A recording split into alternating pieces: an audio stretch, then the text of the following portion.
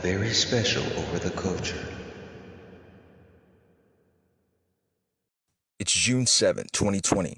This episode is dedicated to Eric Garner, John Crawford III, Michael Brown, Ezell Ford, Dante Parker, Michelle Cusseau, Laquan McDonald, Tanisha Anderson, Akai Gurley, Tamir Rice, Rumain Brisbane, Jerame Reed, Matthew Ajabade, Frank Smart, Natasha McKenna, Tony Robinson, Anthony Hill, Maya Hall, Philip White, Eric Harris, Walter Scott, William Chapman II, Alexia Christian, Brandon Glenn, Victor Manuel LaRosa, Jonathan Sanders, Freddie Blue, Joseph Mann, Salvado Ellswood, Sandra Bland, Albert Joseph Davis, Darius Stewart, Billy Ray Davis, Samuel DeBose, Michael Savvy, Brian Keith Day, Christian Taylor, Troy Robinson, Asham Sparrow Manley, Felix Kumi, Keith Harrison McLeod, Junior Prosper, Lamontez Jones, Patterson Brown, Dominic Hutchinson, Anthony Ashford, Alonzo Smith, Tyree Crawford, India Cager, Levante Biggs, Michael Lee Marshall, Jamar Clark, Richard Perkins, Nathaniel Harris Pickett, Benny Lee Tigner, Gail Espanol, Michael Noel, Kevin Matthews, Betty Jones, Quintonio LeGrier, Keith Childress Jr., Janet Wilson, Randy Nelson, Antroni Scott, Wendell Celestine, David Joseph, Callan Rockmore, Dyshawn Perkins, Christopher Davis, Marco Loud, Peter Gaines, Tori Robinson, Darius Robinson, Kevin Hicks, Murray Tresillo, DeMarcus Seamer, Willie Tillman, Terrell Thomas, Sylville Smith, Alton Sterling, Philando Castile, Terrence Crutcher, Paul O'Neill, Alteria Woods, Jordan Edwards, Aaron Bailey, Ronell Foster, Stephon Clark, Antoine Rose II, Botham Jean, Pamela Turner, Dominique Clayton, Tatiana Jefferson, Christopher Whitfield, Christopher McCorvey, Eric Reason, Michael Lorenzo Dean, Breonna Taylor, George Floyd, and a countless number of other innocent lives taken here in the United States of America by public servants whose sole purpose is to protect and serve. May your memories live on forever. Across the country and around the world, across the street and around the corner, this is Over the Culture. This is Over the Culture podcast, where you get to hear my spin on things I like music, sports entertainment, movies, TV shows, and your mom. You also get to hear about things I don't like crooked-ass cops who abuse their authority, use their badge to take revenge out on the world. Hey, it's not my fault you didn't get laid in high school. Just as guilty are their aiders and abettors, their co-workers, who remain silent. Fuck 12.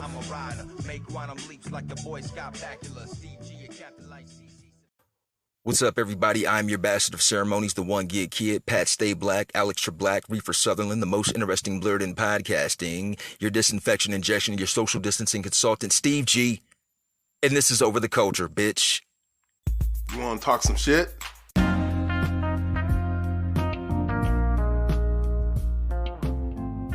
What's up, everybody? How y'all doing? My people, my brothers and sisters, my niggas. What's up, my white people? How are you doing? How are things going? To my new listeners, to my new white listeners, I guess I need to make this disclaimer. We don't all think you're racist, okay? Now, have we cleared the air? My people who've been listening this whole time, thank you. Y'all know what time it is. Welcome to Over the Culture. Hashtag fuck Donald Trump. Hashtag unapologetically black as fuck. I'm your bastard of ceremonies, Stephen G. And this is the first episode of season 2 of Over the Culture podcast. And no glitz or glamour, no razzle dazzle. This is a very special episode. This is dedicated to those who have lost their lives due to the hand of the police.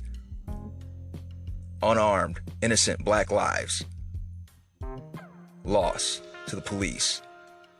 And what we're dealing with right now is unprecedented. We're dealing with an unprecedented time, not just in America, but in the world. Voices are being heard. I read an article that said 80% of voting Americans agree that America is in a downward spiral. 80% of voting Americans are in agreement that America is in a downward spiral. Why 80%? Why not 100%? What is going on with that 20%? Why isn't 20% seeing what the fuck is going on? And I mean, I guess maybe because they just decide to be blind.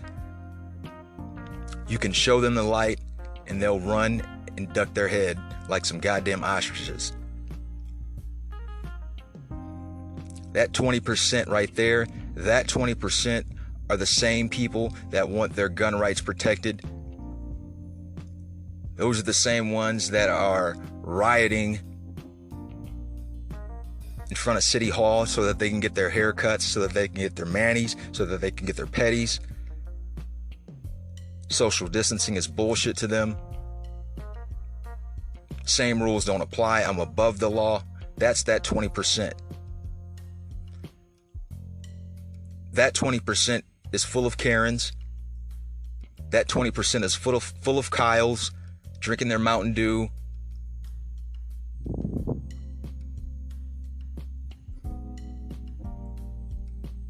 But here at Over the Culture, we say fuck that 20%.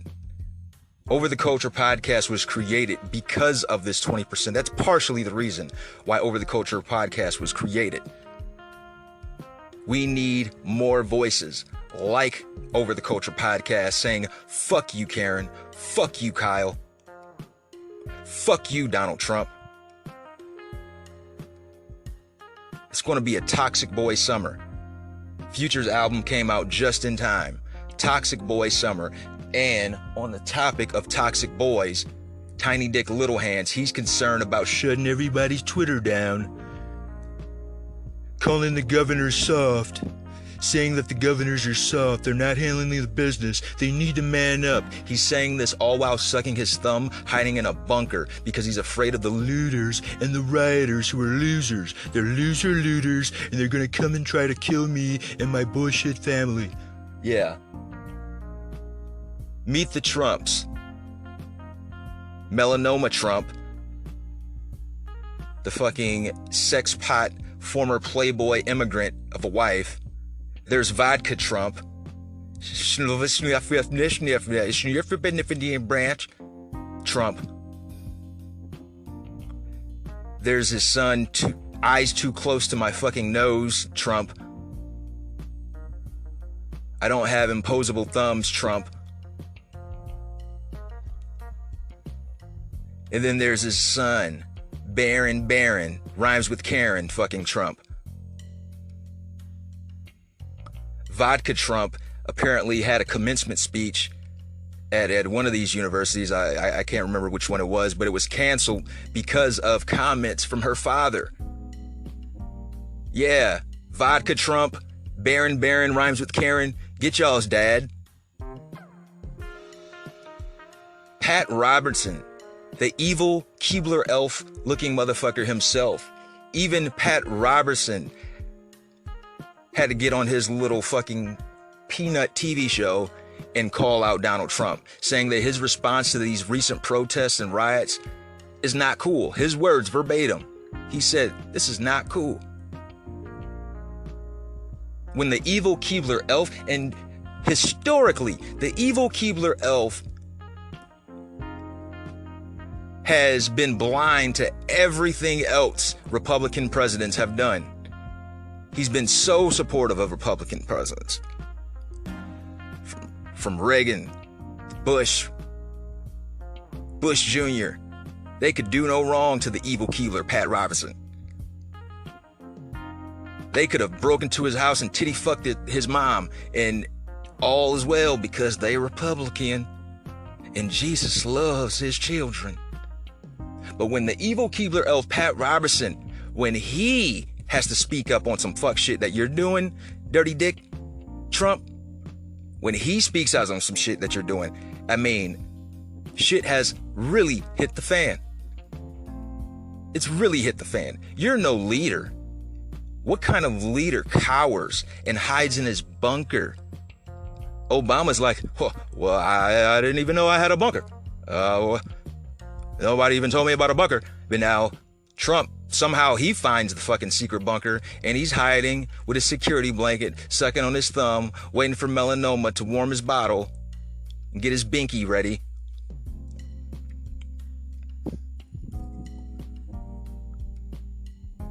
Man, Colin Powell is calling out Trump. George W. is not supporting Trump.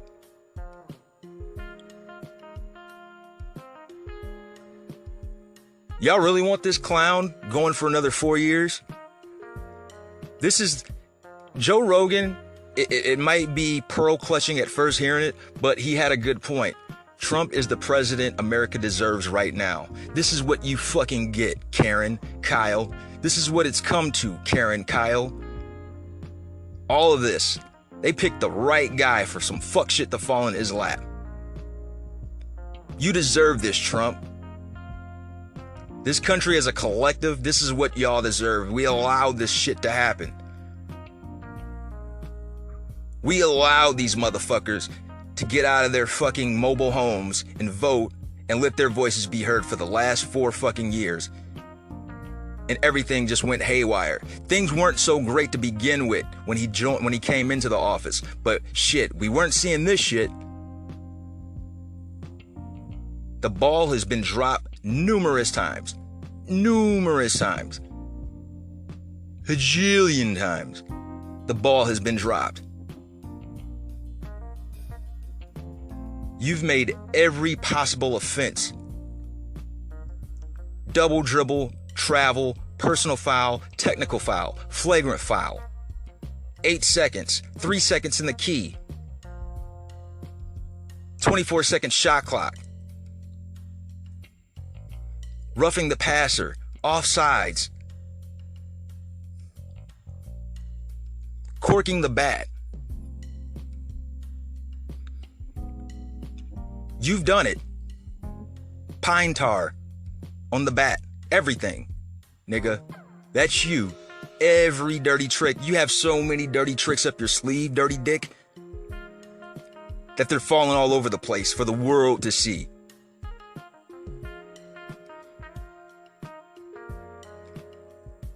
Unfortunately, you are the face of this country. And I will do everything that I possibly can do to make sure you are not going to be president for the next 4 years. Is Joe Biden any more better? No, but he's not that guy. Donald Trump is one of the worst human beings in the world. In world history, he's one of the worst human beings. He's not quite Adolf. But there's a special place for him in this graph, in this chart. And for that thing that he is the Adolf Hitler of that. He is the face. He is the poster child of that type of fuck shit, of his specific brand of fuckery. He is that. He is the Disney of the fucking fuckboy shit. Look up fuckboy. Donald Trump Jr., all of those motherfuckers will be in there. Fuck boy, fuck girl, fuck family. It's a whole family of fucks. And I want to address something else. Like I said, if you're just tuning in, I'm sorry if I'm a little too terse, if I'm a little too bold with my language, if I'm a little too coarse, a little too harsh. You cuss too much. You got a potty mouth. I'm sorry. I've come to realize that Over the Culture is not for everyone. And I know I dropped this on a Sunday, a day of worship, and I'm cussing like a sailor. You kiss your mom with that mouth? Sure do. So yeah, if this is too much for you, please unfollow. I'm not doing analytics checks, algorithm checks throughout the week, trying to please a certain fan base or whatever the fuck. I know who rocks with me, and we're going to roll that way. This is not for Trump supporters. This is not for people who have innocent ears, innocent Disney ears. This might not be your cup of tea, and that's fine. There's a million of other podcasts. There's a million other options out there for you.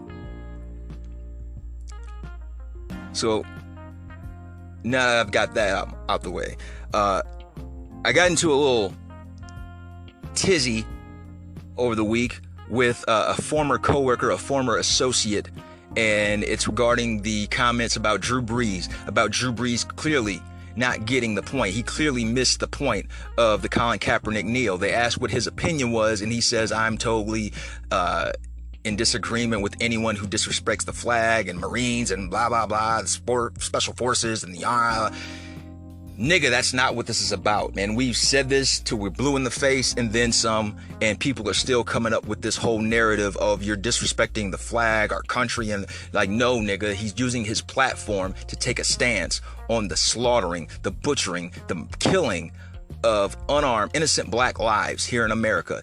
Nothing more, nothing less. So,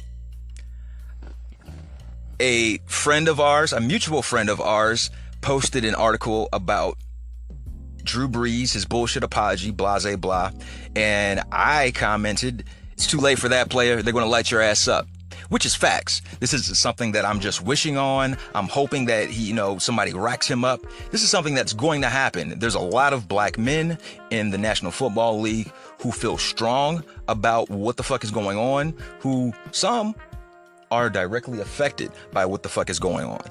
And for one of the premier quarterbacks to say something so ignorant, and a quarterback that lives in a predominantly black city, has been playing for a predominantly black city for, you could say, over the past decade now. You would think he would have some more get right in his system, have some more sense, if you will.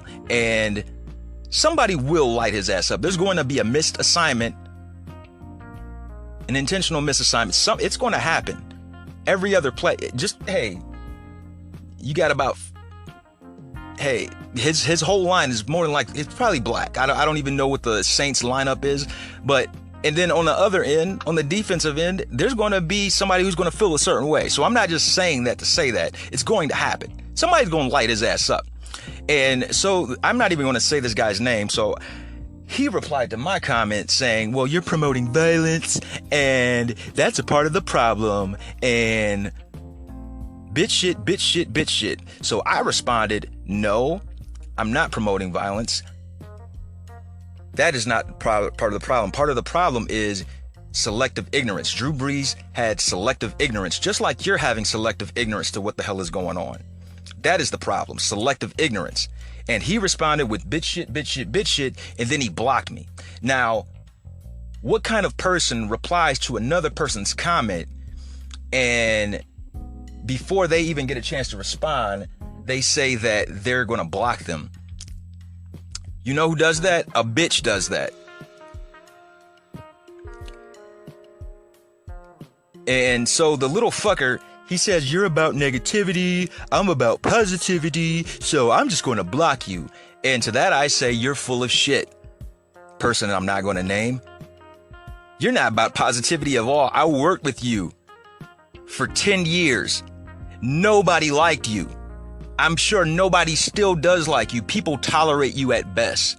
You have no redeeming qualities. You barely graduated high school. You're a failure of a person. You're a bad father. You probably don't spend any time. You never spend time with your child. I will drag you, person I'm not going to name. I'm the wrong one. I don't have to work with you anymore. You hope to God you don't see me, person I'm not going to name. No one likes you. You're not about positivity. In fact, you're about negative. You're probably one of the most negative people in that building. And I made a post, a Facebook post, because, hey, I have time like that. And I said, hey, this person is a bitch. And I said the person's name verbatim, government name and all. And people reached out to me in my inbox and said, yeah, man, I feel it. Yeah, you're spitting facts. But unfortunately, I still have to work with this fucking asshole. So yeah, dude, I get it.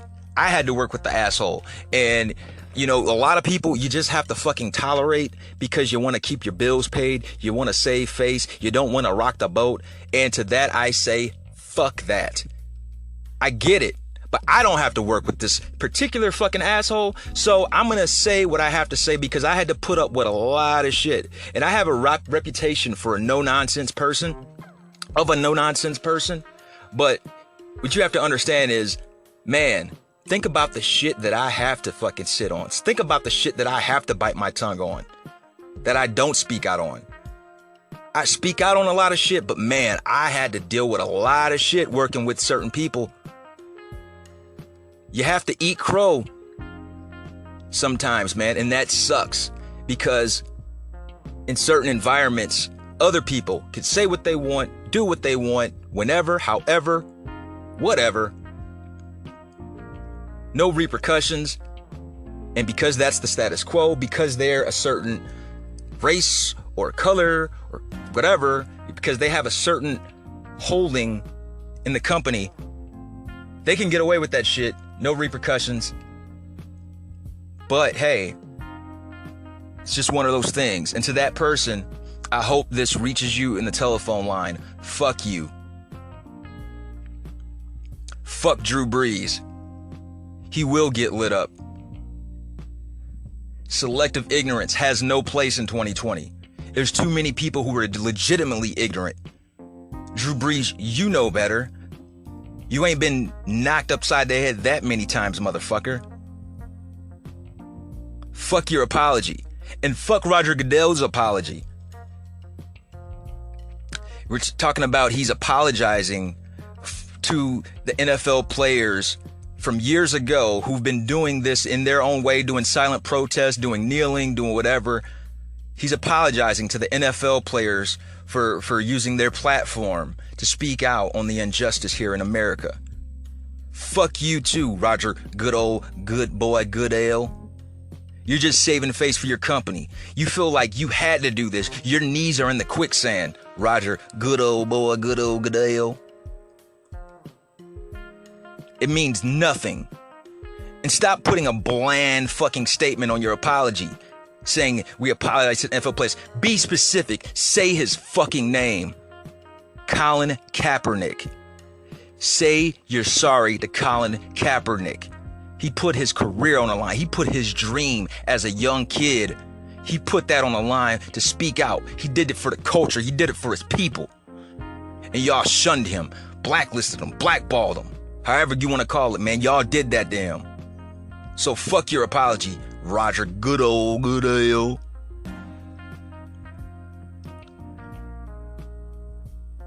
Like I said, this is going to be a little different this episode. Season premiere, season 2. I'm going to head out to this protest here in Sandusky, Ohio.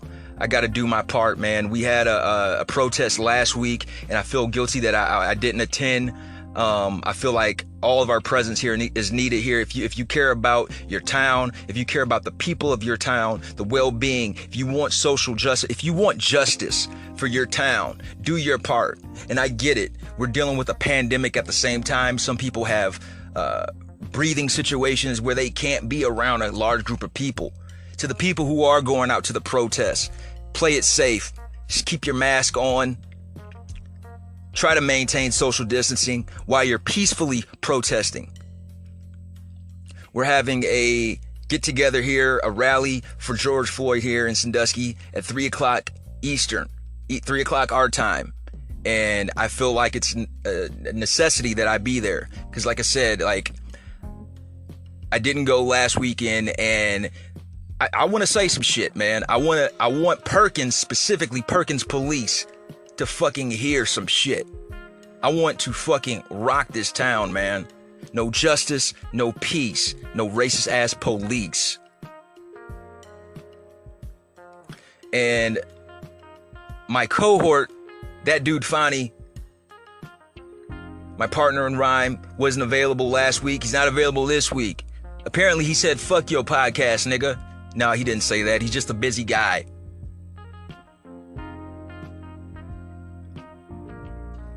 This past week, my group, Priest of Hiroshima, we released a video for our song Say My Name. It's on YouTube, and the guys who put it together did a great job.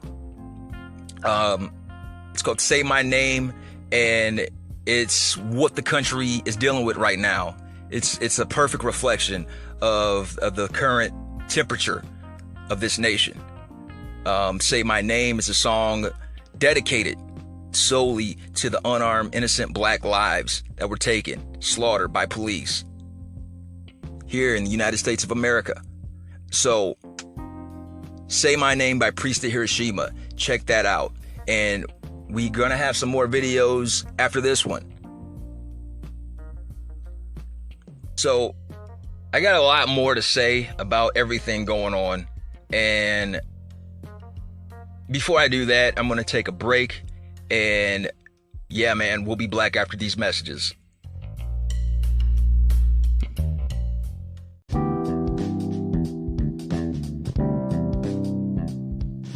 Today in sports history. In 1939, the Cleveland Indians set an AL record, having a 16-inning game without striking out. However, they lose the game 5-4 to the New York Yankees. In 1966, the MLB draft is held. The New York Mets pass on Reggie Jackson to select the Antelope Valley High School catcher Steve Chilcott. Wonder what happened to that Reggie Jackson fella. In 1978, the Washington Bullets traveled to Seattle and defeated the Supersonics 105-99 in Game 7 to win the NBA championship. During the series, Washington coach Dick Motta famously proclaimed, "The opera isn't over until the fat lady sings." In 1982, the New York Mets draft Dwight Gooden, Roger McDowell, and Randy Myers. In 1983, Steve Carlton temporarily passes Nolan Ryan with his 3,552nd strikeout. In 1989, Wayne Gretzky wins his 9th NHL Hart MVP trophy in 10 years. In 1990, Terry Porter of the Portland Trail Blazers made all 15 of his free throw attempts in Portland's 106-105 overtime win over Detroit in Game 2 of the NBA Finals. Porter's perfect performance set an NBA Finals record for most free throws made without a miss. In 1993, New Jersey guard Drazen Petrovic, a 1993 All-NBA third-team selection and a member of the Croatian team that won a silver medal at the 1992 Olympics in Barcelona, was killed in an automobile accident in Germany. In 1994, A's outfielder Rickey Henderson steals his 1,100th career base. In 1997, the Stanley Cup Finals are held at the Joe Louis Arena, Detroit, Michigan. Detroit Red Wings edge Philadelphia Flyers 2-1 for a 4-0 series sweep, 8th title in Wings franchise history and their first since 1955. In 1998, the Chicago Bulls defeat the Utah Jazz 96-54 in the most lopsided game in the history of the NBA Finals. The 54 points by the Jazz is also an NBA record for fewest points in a game since the inception of the 24-second shot clock. In 2004, the Stanley Cup Finals are held at Amalie Arena in Tampa, Florida. The Tampa Bay Lightning beat the Calgary Flames 2-1 for a 4-3 series win, Tampa Bay's first ever appearance in the final. In 2010, the MLB draft is held. Southern Nevada outfielder Bryce Harper is the first pick by the Washington Nationals. And in 2018, the Stanley Cup Finals are held at the T-Mobile Arena in Las Vegas, Nevada. The Washington Capitals beat the Las Vegas Golden Knights 4-3 for a 4-1 series victory, first title in franchise history. And that was my half-ass sports report.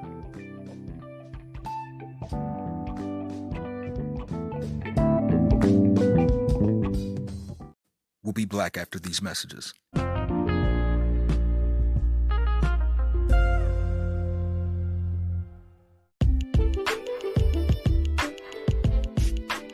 In today's birthdays, happy 29th birthday to American rapper Fetty Wap. Australian rapper Iggy Azalea turns 30 today.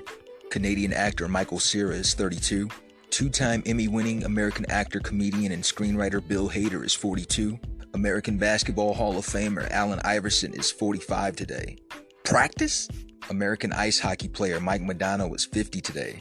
American singer, songwriter, guitarist, and producer Dave Navarro is 53. American director, screenwriter, and actor Tom McCarthy is 54. American drummer, songwriter, and producer of the band Stone Temple Pilots, Eric Kretz, is 54 as well. American wrestler, actor, and author who played the roles of Mankind, Cactus Jack, Dude Love, Mr. Mick Foley is 55 today. The 48th Vice President of the United States, 50th Governor of Indiana, and Hank Hill's dad, Mike Pence, turned 61. American songwriter, producer who co-founded LaFace Records, L.A. Reid, is 64 today. American actor and producer William Forsythe is 65 today. Irish-American actor and bitch-ass nigga Liam Neeson is 68. And turning 80 today is the Welsh singer and actor, the iconic Tom Jones.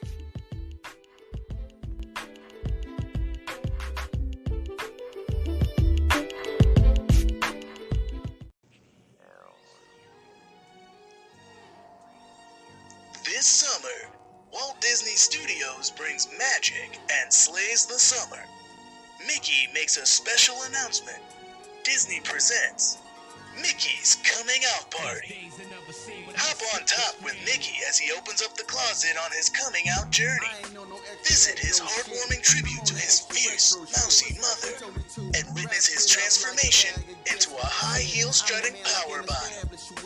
Join the whole Disney family in celebration of Pride Month and watch Mickey's Coming Out Party, only on ABC. Well, what does that mean, Mickey?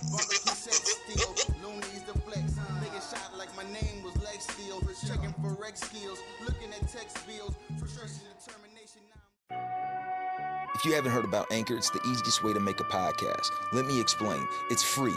You know what that means, right? You pay nothing. It's free 99. It's a free app that you put on your phone, and it lets you go from there. There's creation tools that allow you to record and edit your podcast right from your phone or your computer. Anchor will distribute your podcast for you so it can be heard on Spotify, Apple Podcasts, iTunes, many more. You can make money from your podcast with no minimum listenership. It's everything you need to make a podcast in one place. Check out Anchor.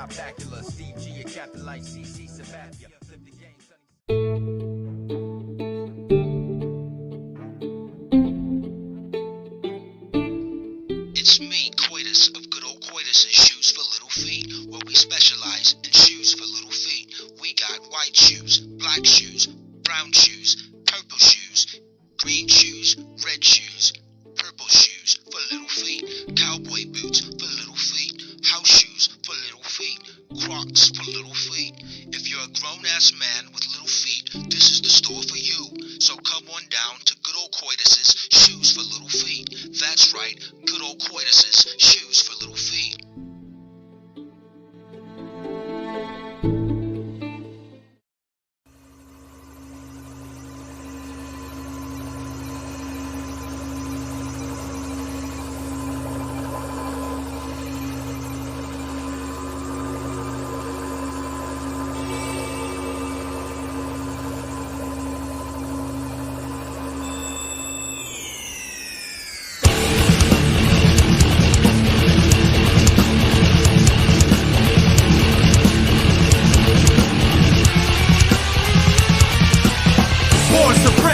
Call me from the businesses. We need a boy, got him shown what the business is. Surrounded by xenophobes with a bleak nose. They ain't satisfied till my dispositions decompose. Alphabet villains got me on speakerphone. Maybe I'm paranoid, I need to leave a reefer alone. Just a nervous wreck, use a Percocet. Targeted by mass murderers who never earn respect. Different levels of pressure from the society. Anxiety has got me escaping my sobriety. They hate you, sedate you, belittle and berate you. The same minds that blatantly miseducate you. Aerosol cans burn the world with a Mrs. Great. Greenhouse gases leave you in a disarray. You gotta see the signs so the walls can be righted. We call attention to it so the flame can be ignited. With your critical mass, code red. Watch another man die over a loaf of bread. Atrocities carried out at all behest. Biological warfare to melt the flesh. Cover up the tracks. A genocide, effective mind control. Written in disguise, some refuse to see the truth. They love the lies. Ignorance is bliss. Ain't no wonder why you can feel the mercury height. Mercury height. Mercury height. Atomic scorch burn these heights. Burn these heights. Burn these heights. The state of emergency height. Emergency height. Emergency height. You can feel the mercury heights. Mercury height. Mercury height. fit for the crime. Fat cats feeding their mouths right in the faces of poverty. Lives tossed to the side, human race is a novelty. Economy spiraling right out of control.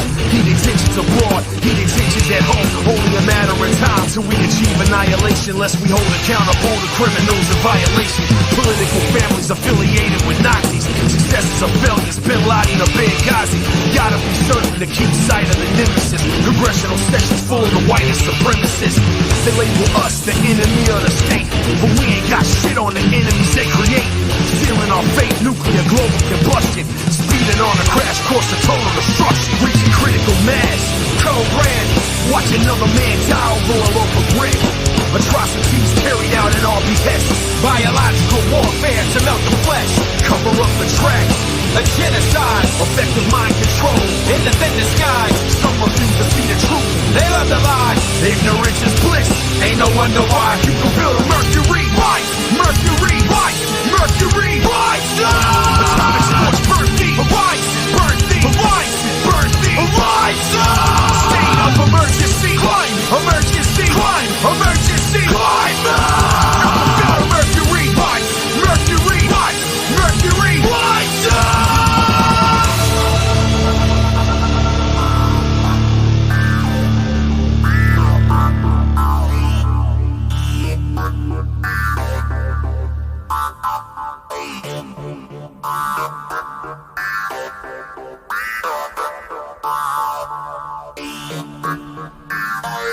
It's getting hot. It's getting hot. It's getting hot. It's getting hot. It's getting hot. Warlord armies rocking from your home, leaving your family starving to the bone. It's getting hot. American dream, American doubt. A nation built on immigration, trying to keep them out. It's getting hot. Pro-life terrorists shoot up a clinic. Pro-dead disguised as God's vision. It's getting hot. People dying in the name of religion. Innocent victims of a different opinion. Fucking it up, counting it down, taking it all, cutting us out, killing us all, bleeding us out, keeping us down. Holding them up, beating them down, kicking them out, tearing it down, building it up, changing the world, making it sound. Fucking it up, counting it down, taking it all, cutting us out, killing us all, bleeding us out, keeping us down. Holding them up, beating them down, kicking them out, tearing it down, building it up, changing the world, making it sound, taking it all in, passing it around. And a special mention to those no longer with us. Prince was an American singer, songwriter, musician, record producer, dancer, actor, and filmmaker. Born Prince Rogers Nelson on June 7, 1958 in Minneapolis, Minnesota, he was a guitar virtuoso, a multi-instrumentalist known for his eclectic genre-crossing work, flamboyant and androgynous persona, and his far-reaching falsetto and high-pitched screams. Prince is regarded as one of the greatest musicians of his generation. His innovative music integrated a wide variety of styles, including funk, R&B, rock, new wave, soul, psychedelia, and pop. Prince pioneered the late 1970s Minneapolis sound, a funk rock subgenre drawing from synth pop and new wave. Born and raised in Minneapolis, Prince developed an interest in music as a young child and wrote his first song, Funk Machine, at the age of 7. He signed a recording contract with Warner Brothers Records at the age of 19 and released his debut album, For You, in 1978. Following up with his next 4 albums, Prince, 1979, Dirty Mind in 1980, Controversy in 1981, and 1999 and 1982. Prince gained critical success, prominently showcasing his explicit lyrics as well as his blending of funk, dance, and rock music. In 1984, he began referring to his backup band as The Revolution and released his 6th album, Purple Rain, which was also the soundtrack to his hugely successful film acting debut of the same name. It quickly became his most commercially successful record, spending 24 consecutive weeks atop the Billboard 200. The film itself was critically and commercially successful and also won the Academy Award for Best Original Song Score, the last film to receive the award. Following the disbandment of the Revolution, Prince released the critical acclaim double album Sign of the Times in 1987. He released 3 more solo albums, Love Sexy in 1988, the Batman soundtrack in 1989, and the Graffiti Bridge soundtrack in 1990, before debuting his new Power Generation backing band in 1991. In the midst of a contractual dispute with Warner Brothers in 1993, Prince changed his stage name to the unpronounceable Symbol, as the artist formerly known as Prince, known to fans as the Love Symbol, and began releasing new albums at a faster rate in order to quickly meet his contract quota and release himself from further obligations to the record label. He released 5 records between 1994 and 1996 before he signed with Arista Records in 1998.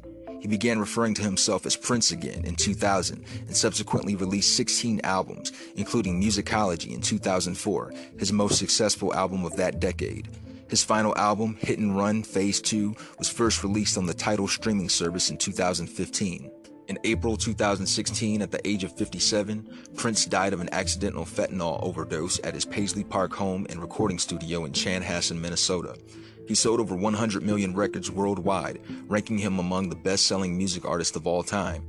He won 7 Grammy Awards, 7 Brit Awards, 6 American Music Awards, 4 MTV Video Music Awards, an Academy Award, and a Golden Globe Award. He was also honored with special awards including the Grammy President's Merit Award, American Music Awards for Achievement and of Merit, and the Billboard Icon Award. He was inducted into the Rock and Roll Hall of Fame in 2004, the UK Music Hall of Fame in 2006, and the Rhythm and Blues Music Hall of Fame in 2016. In 2016, he was posthumously honored with the Doctor of Humane Letters by the University of Minnesota. Rolling Stone placed him among its list of both the 100 greatest artists of all time and 100 greatest songwriters of all time. He is also ranked among Billboard's top 100 artists of all time list. Prince saw Michael T. Schulenberg, a Twin Cities specialist in family medicine, in Excelsior on April 7, 2016, and again on April 20th. On April 7th, he postponed 2 performances at the Fox Theater in Atlanta from his piano and a microphone tour. The venue released a statement saying he had influenza.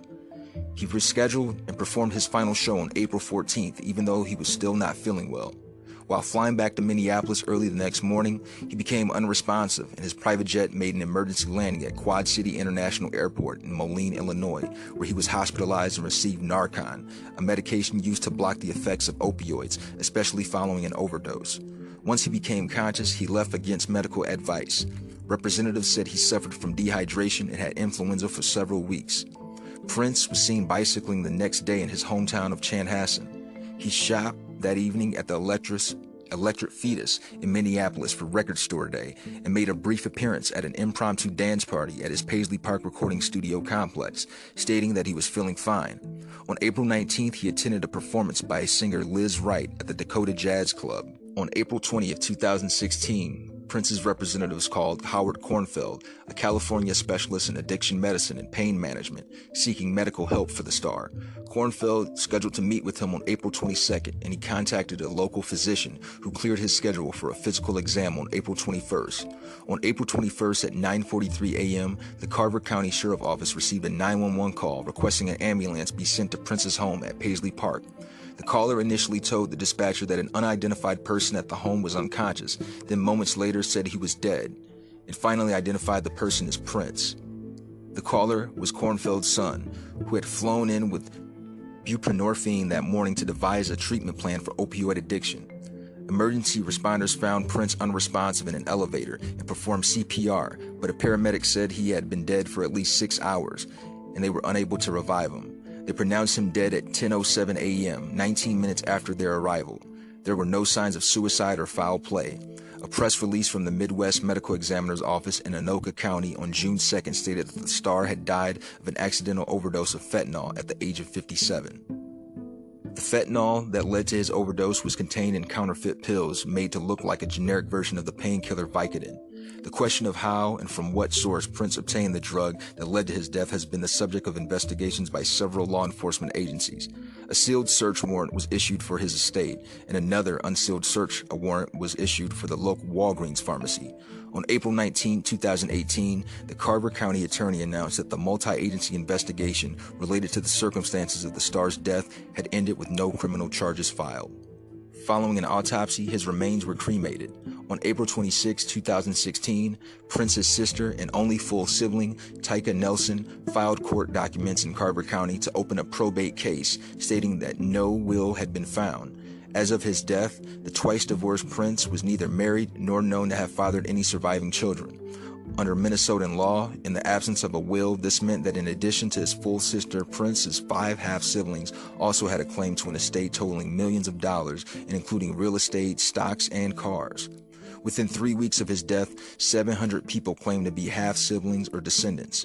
Bremer Trust was given temporary control of his estate and had his vault drilled open and was authorized to obtain a blood sample for DNA profiling from the coroner who had performed the autopsy. Prince's ashes were placed into a custom 3D printed urn shaped like the Paisley Park estate. The urn was placed on display in the atrium of the Paisley Park complex in October 2016. As of April 2019, no additional estate claimants were recognized by the courts besides Prince's full sister and 5 half-siblings. However, his estate remained unsettled. Tim Richmond was an American race car driver. Born Timothy Lee Richmond on June 7, 1955 in Ashland, Ohio, he competed in IndyCar racing before transferring to NASCAR's Winston Cup Series. Richmond was one of the first drivers to change from open-wheel racing to NASCAR stock cars full-time, which later became an industry trend. He won the 1980 Indianapolis 500 Rookie of the Year award and had 13 victories during 8 NASCAR seasons. Richmond achieved his top NASCAR season in 1986 when he finished 3rd in points. He won 7 races that season, more than any other driver on the tour. When he missed the season-opening Daytona 500 in February 1987, media reported that he had pneumonia. The infection most likely resulted from his compromised immune system, which was weakened by AIDS.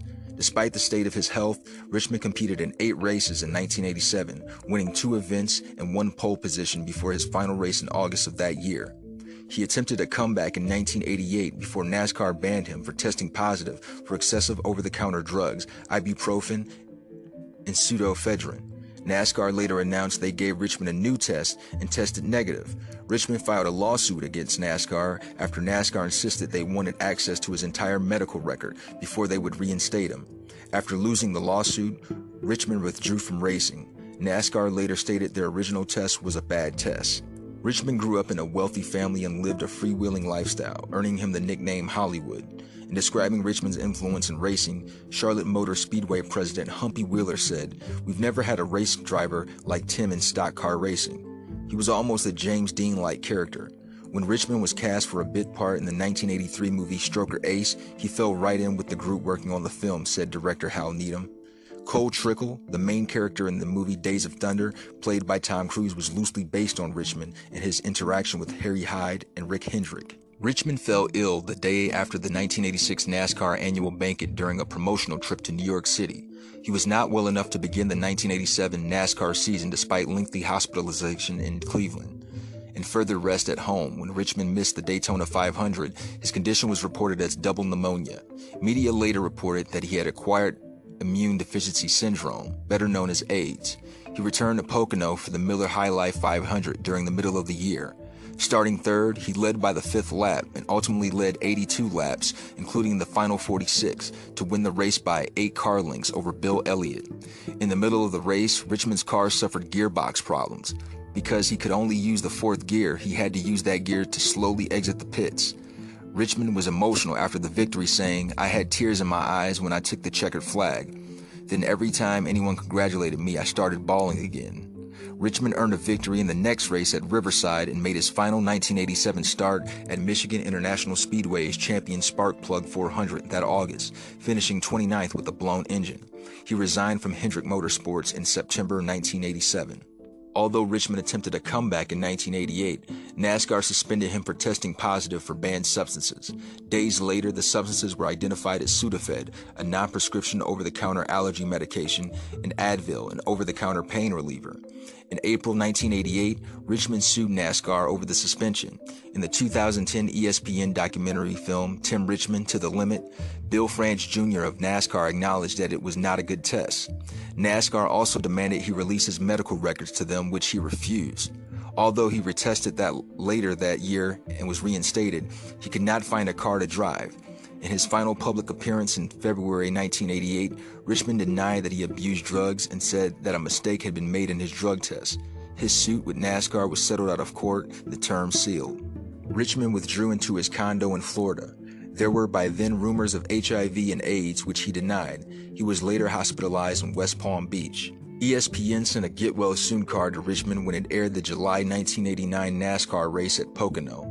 The television network showed highlights of Richmond's victory at the track from 1986. Tim had Hollywood good looks and the charisma of Tom Cruise, said his friend Dr. Jerry Punch. There he was in victory lane with the team all around him and beauty queens hanging all over him. It was important for the people at the hospital to see Tim the way he really was, when he was healthy and handsome and vital, not the way he was as they saw him every day in the hospital. On August 13, 1989, Richmond died at the age of 34, about 2 years after his final NASCAR race. He was buried in Ashland, Ohio. The secrecy surrounding the circumstance of his death caused speculation for several days. At the time, Punch stated that Richmond had been hospitalized due to a motorcycle accident, though it is unlikely that Richmond had the strength to ride a motorcycle during his last months. 10 days after his death, on August 23rd, the Richmond family held a press conference to reveal that Richmond died from complications from AIDS, which he acquired from an unknown woman.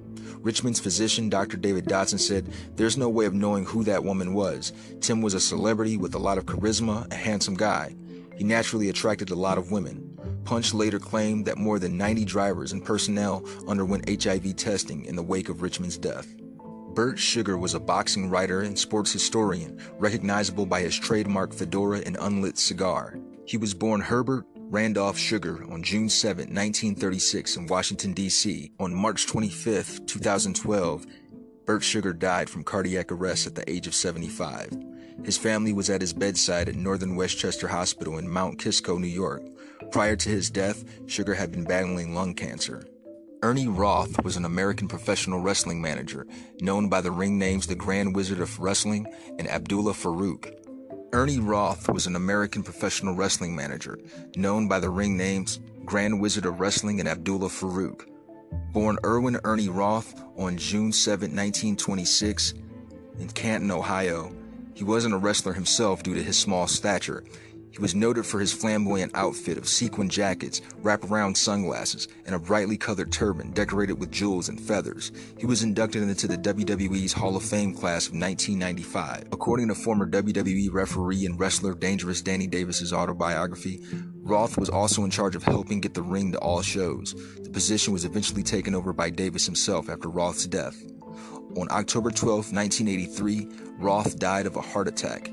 In 1995, he was inducted into the WWE Hall of Fame class of 1995 by his friend and protege, Sergeant Slaughter. Dean Martin was an American actor, singer, and comedian. Born Dino Paul Crocetti on June 7, 1917 in Steubenville, Ohio, he's one of the most popular and enduring American entertainers of the mid-20th century. Martin was nicknamed the King of Cool for his seemingly effortless charisma and self-assurance. Martin gained his career breakthrough together with fellow comedian Jerry Lewis, billed as Martin and Lewis in 1946. They performed in nightclubs and later had numerous appearances on radio, television, and in films. Following an acrimonious ending of their partnership in 1956, Martin pursued a solo career as a performer and actor. Martin established himself as a notable singer, recording numerous contemporary songs as well as standards from the Great American Songbook.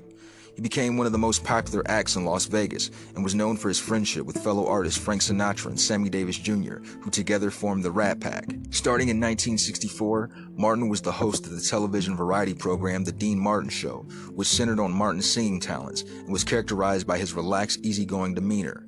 From 1974 to 1984, he was roast master on the popular Dean Martin Celebrity Roast, which drew notable celebrities, comedians, and politicians. Throughout his career, Martin performed in concert stages, nightclubs, audio recordings, and appeared in 85 film and television productions.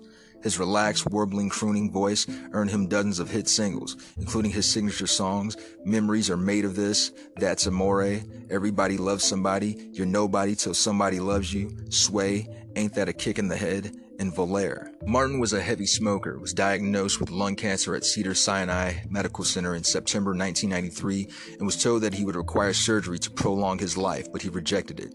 He retired from public life in early 1995 and died of acute respiratory failure resulting from emphysema at his Beverly Hills home on Christmas Day, 1995, at the age of 78, 29 years to the day and almost to the minute after his mother died. The lights of the Las Vegas Strip were dimmed in his honor. Martin's body was interred at the Westwood Village Memorial Park Cemetery in Los Angeles. The crypt features the epitaph, "Everybody loves somebody sometimes," the title of his signature song. Rest easy, y'all.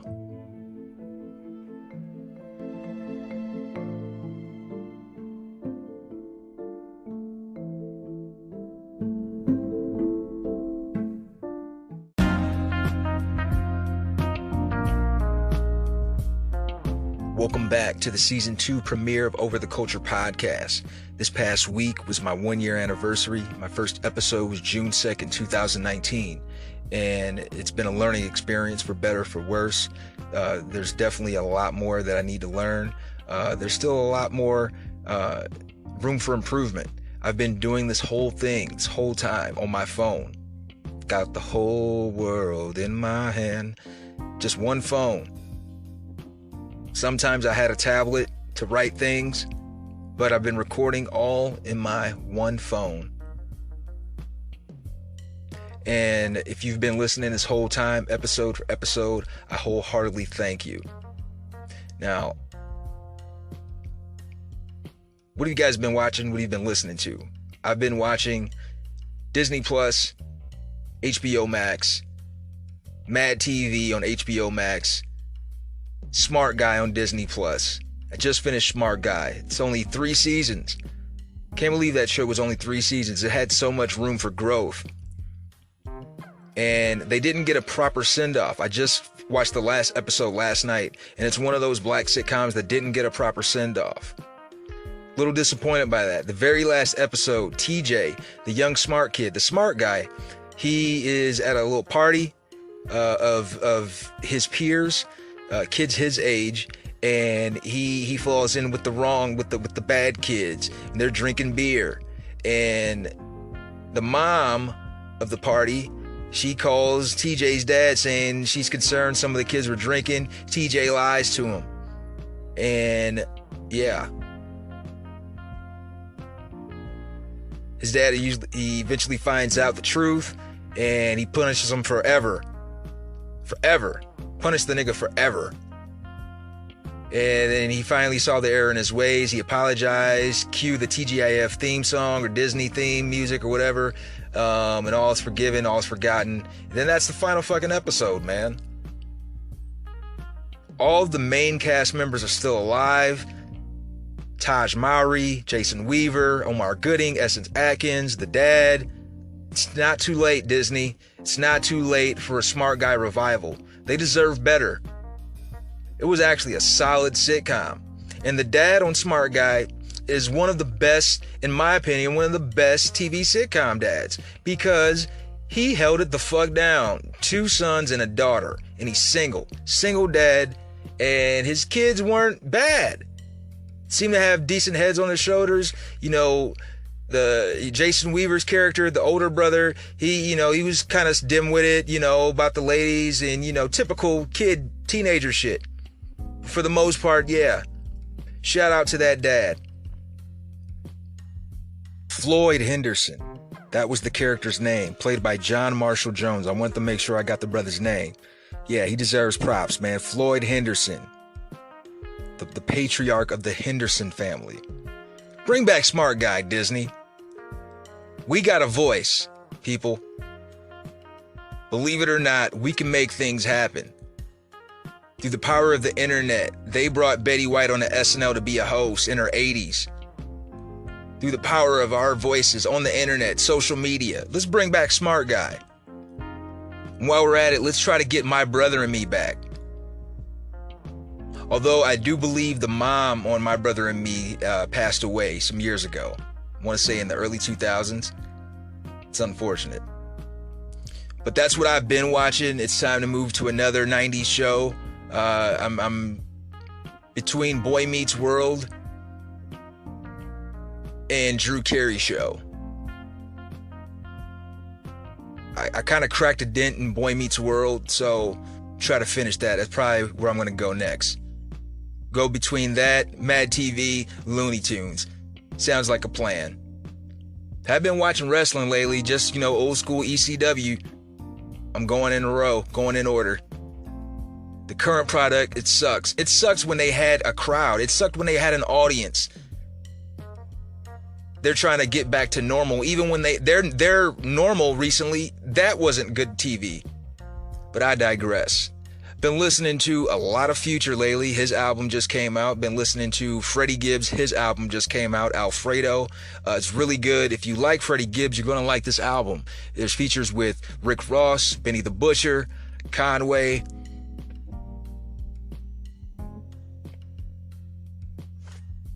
Tyler, the Creator. My favorite song on Alfredo is probably the one with Benny the Butcher, Frank Lucas. But top to bottom, it's a great album. Also, Run the Jewels, their latest album. RTJ4. And there's features from Gangsta Boo, dope album, or dope song. Features from Zach De La Roca, dope song. Didn't have a lot of features. Those might be the only two. I think there might be, there's like maybe two other ones. That's another dope album though. R2J. Was it RTJ or R2J4? Run the Jewels, their last album, worth checking out. Freddie Gibbs, worth checking out. Now, I just came back from our town gathering, our city gathering, in honor of George Floyd. It was an opportunity for the city of Sandusky to unite people from all walks of life, different religions, different backgrounds, races, colors, creeds, all of that. And it was a delight to see. It was a good way to spend this Sunday because this is a beautiful town and it's definitely not the same Sandusky I grew up in. Some of the officers, the chief of Sandusky and the chief of Perkins, they got up there to speak, and I'm going to take their word on this. The chief of Sandusky, he gave his number out. And they're claiming that they have an open door policy, and let's hear them out. Now, that is a step in the right direction. And that's what we want, right? We want solutions. We want justice. We want change, because what's been going on before, the things that we've tried thus far have not, right? Because otherwise we're just sounding like we're crying and we're whining and we're just throwing rocks, we're throwing stones, and that's just for the sake of throwing stones and throwing rocks, right? That's not what we want to do. That's a waste of energy. We want solutions. So communication, that is a great step in the right direction. Communication and access. Now, if I call on you to protect and serve my community, I'm going to need you to do that. I'm going to need you to hold up your end of the bargain. If I call on you and I need you for assistance, for help, and I already have something, there's obviously a reason why I called you. I don't want you to add on to my problems. I need you to help me ease this problem. I need you to help resolve this problem for whatever it is, whether it's a domestic violence. If I'm calling you to my home, I don't need you to try to arrest me now, just because you can, or you possibly can.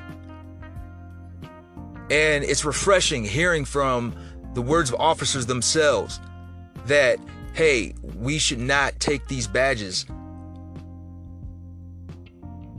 for granted. We should not take them for granted. We should take pride in this. And we should not use this to abuse our authority. Now, I'm paraphrasing, but, that's the sentiment that they shared, that they all shared. There were about 3 officers that got up to speak.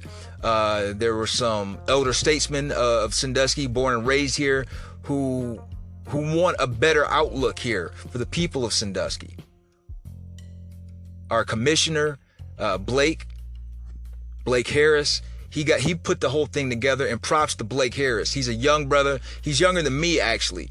And, born and raised here. His family's from here, and he wants to see a better Sandusky. And I know that's possible. And another sentiment that they all shared, it starts with us, man. We really have to hold each other accountable. Now, growing up here, I'm thankful that we didn't have a George Floyd situation here. Now, we do have a history of cops fucking with us and bullying us, giving us a hard time from time to time, but we never had unarmed, innocent black life taken in the hands of a cop from negligence or just from being a complete asshole. That's never happened. And for that, we had to applaud them. It sucks that you're basically applauding somebody for just being a decent human being, but considering what's going on, we do applaud, thankful that that's never been a part of the Sandusky story. That's never been a part of our timeline.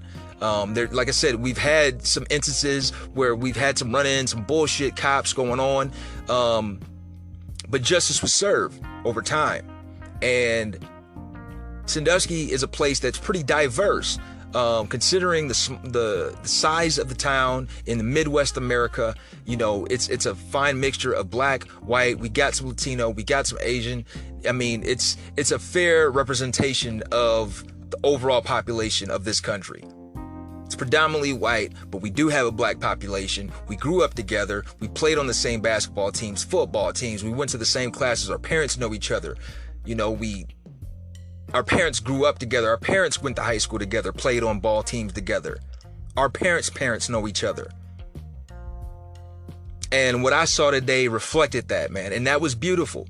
And what I saw was alliance, man. And that's what we need. At a time like this is when we need our white buddies, our white baby mamas, our white baby daddies, our white homies, our white home girls, girlfriends, boyfriends. We need them to speak out, man, because I know that they are just as disgusted of what's going on, of what's been going on. And we, like I said before, and I'm going to keep saying it, we do have a voice, man. And if we stand together and show what's right is right and what's wrong is wrong, that's the thing. That's what it comes down to, man. Which side are you on? When they look back on this time, 2020, in the history books, what side were you on? When you look back at this time in your life, this time, this era, this unprecedented time, when you reflect on that, remember what line, what part of the line, what side of the line you were on. And I know what side I'm on. I know what side I've been on. And this is a time when we need our brothers, our sisters, black, brown, white, yellow, all of that. If you know what's right in your heart, man, do what you are supposed to do. It's not just our right, it's our responsibility to stand up for what's right here in this country that we were born in. All of us, man. The Karens, the Kyles, we got to drown them out because they've definitely been letting their voices be heard in the past 4 years. This fool in the White House, this has been giving them a green light to show their asses the whole time. They couldn't wait to do so. Now, we're at a temperature where we're fed up. Shit has hit the fan. Shit has boiled to a head. And now we have to align ourselves, man. We don't have time for the coolness shit. We don't have time for people making explanations and being apologetic for white supremacy. Uncle Toms, the coon shit, we're not going to do that. We have to dismiss them and disown them as such, man, because you're going up against what we're trying to do. You're going up against our progression. You're trying to take us back, man. The Candace Owens, all of that shit, man. The Stacey Dashes, these confused, clueless broads, man. These Uncle Tom niggas. Jason Whitlock. By the way, apparently he lost his job with Fox. Bye, Felicia. I'm sick of seeing you in your fat fucking fedora, Jason Shitlock. Try tap dancing for some other fucking billionaire.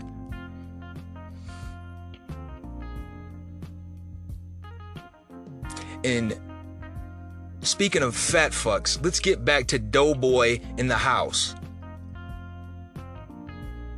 He says that George Floyd is looking down upon us, and he's proud with the numbers of our economy, with our unemployment numbers. Do you really think George Floyd is giving a fuck about any of that shit? He's probably concerned about like his family. What's going to happen with his daughter, the mother of his child? What's going to like his like now he's going to be laid to rest next to his mother.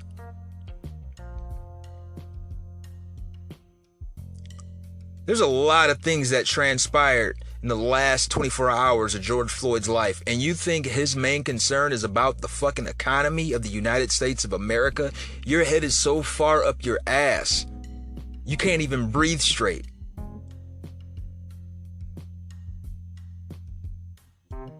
And this is the clown that's supposedly the most powerful person in the world. Make it make sense. Make it fucking make sense. I thought Idiocracy was just a movie. Not a warning.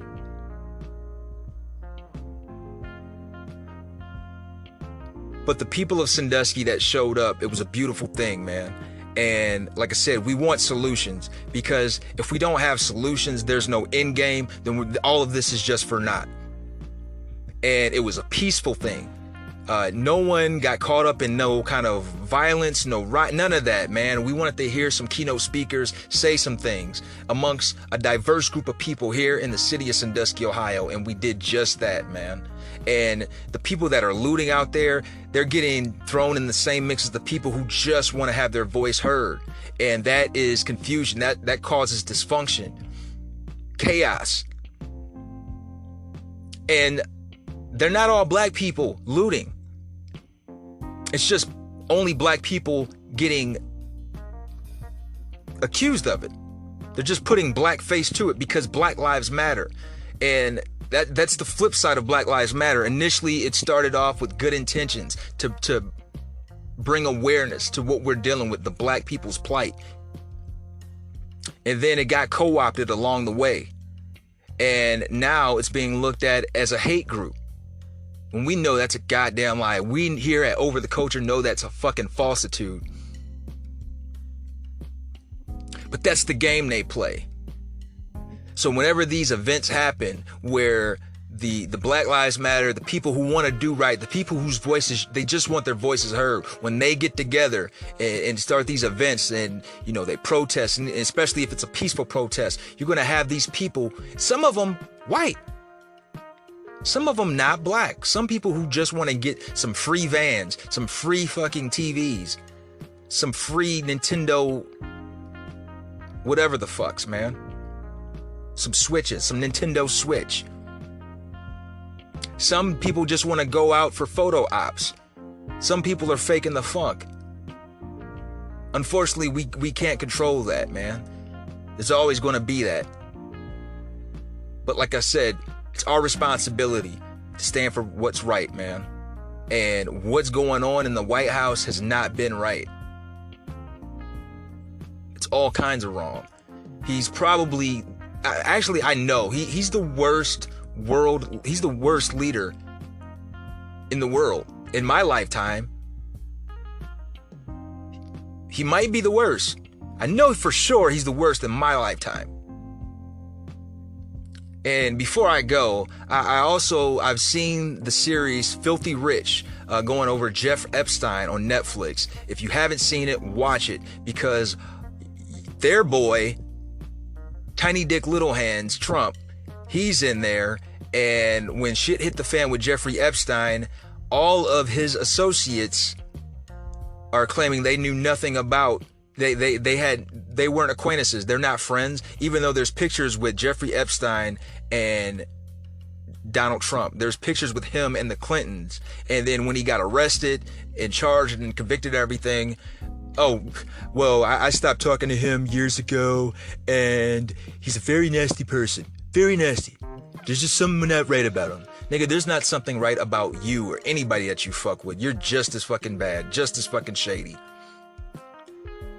and Bill Clinton. Everybody's favorite Bill Clinton. Yeah, I didn't know him, just like I didn't inhale, just like I didn't have sexual relations. Yeah. Jeffrey Epstein. It's 4 episodes, Filthy Rich. Check that out. And I think we're just going to wrap this up, man. Mazel Tov, here over Culture. Season 2, Episode 1, many more. Thank y'all. Y'all be easy.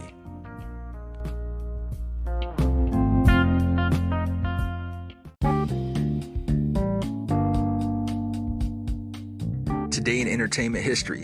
In 1963, the Rolling Stones make their first TV appearance and release their first single, Come On. In 1969, The Johnny Cash Show debuts on ABC TV. In 1977, during the Queen's Jubilee, the Sex Pistols attempt to perform on a boat on the River Thames, but are forced to stop by the police. In 1979, rock and roll musician Chuck Berry is charged with tax evasion. In 1986, Madonna's single Live to Tell goes number 1. In 1988, EPMD releases their debut album Strictly Business. In 1991, Phyllis Hyman releases Prime of My Life, and Natalie Cole releases Unforgettable with Love. In 1993, on his 35th birthday, Prince announces that he is changing his name to an unpronounceable symbol. This led to him being called the artist formerly known as Prince until 2000. And on that same day, the groundbreaking ceremony for the Rock and Roll Hall of Fame is held in Cleveland with Pete Townsend, Chuck Berry, and Billy Joel among those in attendance. The museum will open in 1995. In 1994, the Stone Temple Pilots released the album Purple, and Warren G releases the album Regulate, G-Funk Era. And in 2019, rapper T Grizzly releases the album Scriptures, and Tyga releases Legendary.